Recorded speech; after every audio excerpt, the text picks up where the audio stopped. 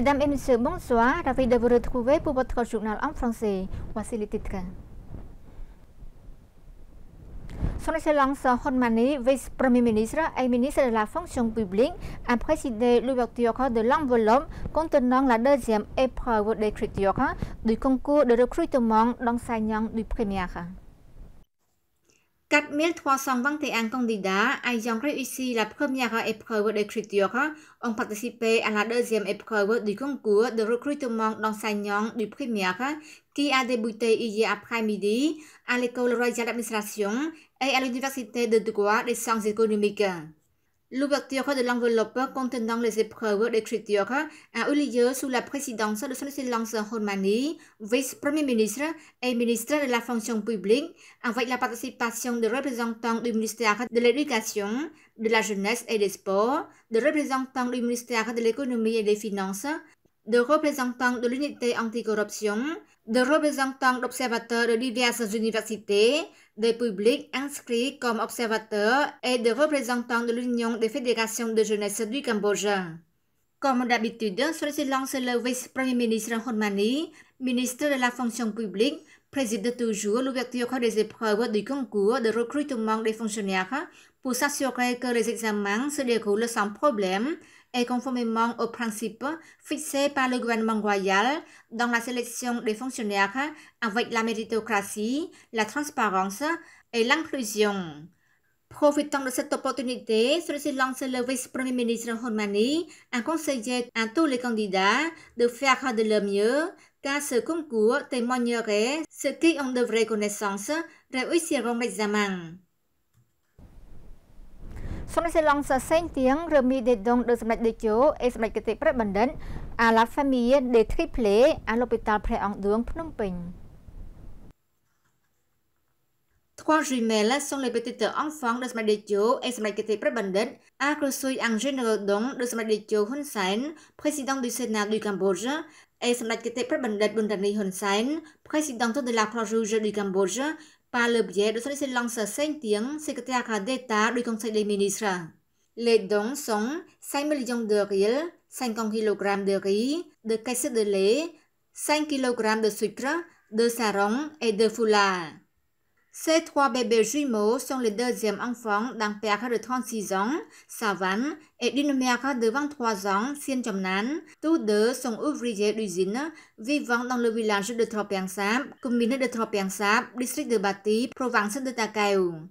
Les 3 jumelles sont nées le 8 août 2024 à l'hôpital Préang Duong de Phnom Penh. Devant la famille des 3 jumelles, son Excellence Saint-Tieng s'est adressé un message de salutation sincère de Samdech Techo et Samdech Kete Pret Bandit qui ont toujours envoyé la salutation aux gens partout au Cambodge. Il a déclaré que depuis 1999 jusqu'à aujourd'hui, soit il y a plus de 25 ans, 416 familles ont donné naissance à des triplés ou quadruplés et ont reçu beaucoup de soutien caritatif de Samdech Techo et Samdech Kete Pret Bandit pour soutenir les difficultés dans la vie quotidienne, surtout pour élever 3 enfants jumeaux. Son Excellence Saint-Tieng a également précisé que tous ces dons ne sont pas des dons du gouvernement royal ou des dons de la Croix-Rouge cambodgienne ou du parti politique, mais plutôt cadeaux généreux propres de Samdech Techo et Samdech Kete Pret Bandit.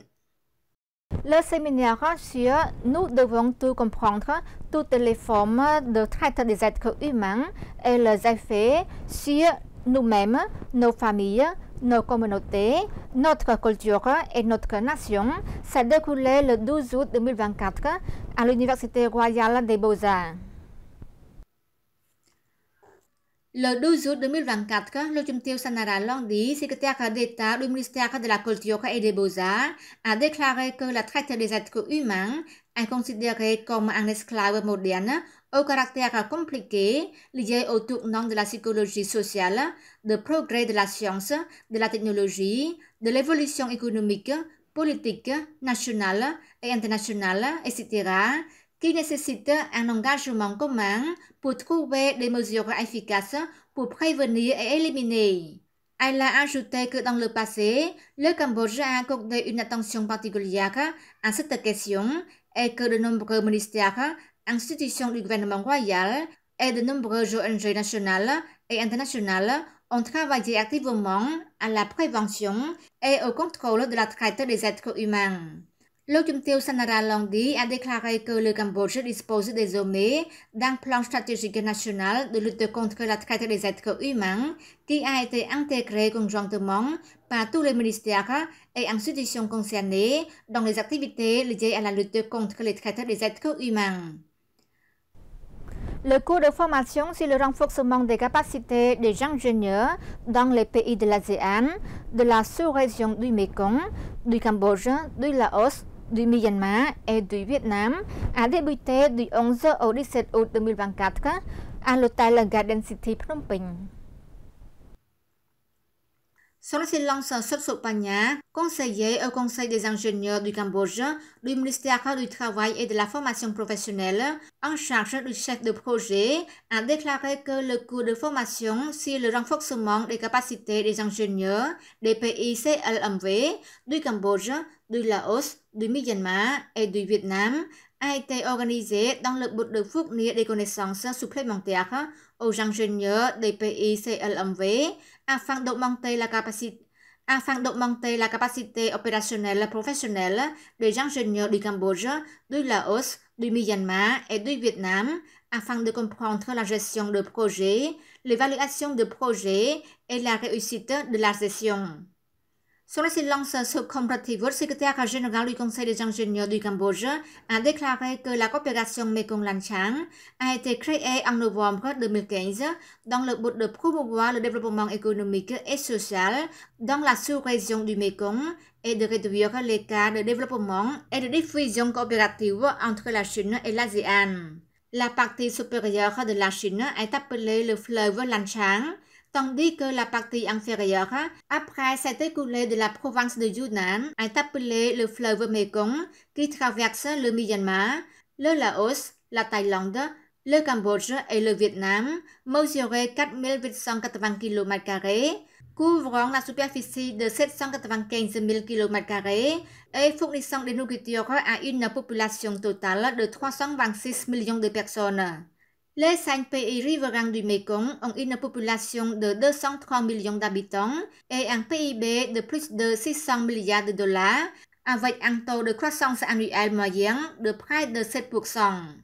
Il convient également de noter que le Conseil des ingénieurs du Cambodge est la seule autorité nationale d'ingénierie chargée de rassembler les ingénieurs à travers l'enregistrement des ingénieurs, la gestion et le développement des capacités des opérations professionnelles dans toutes les spécialités. C'est la fin de notre journal. Merci pour votre fidélité. Bonne suite de programme sur TVK. À demain.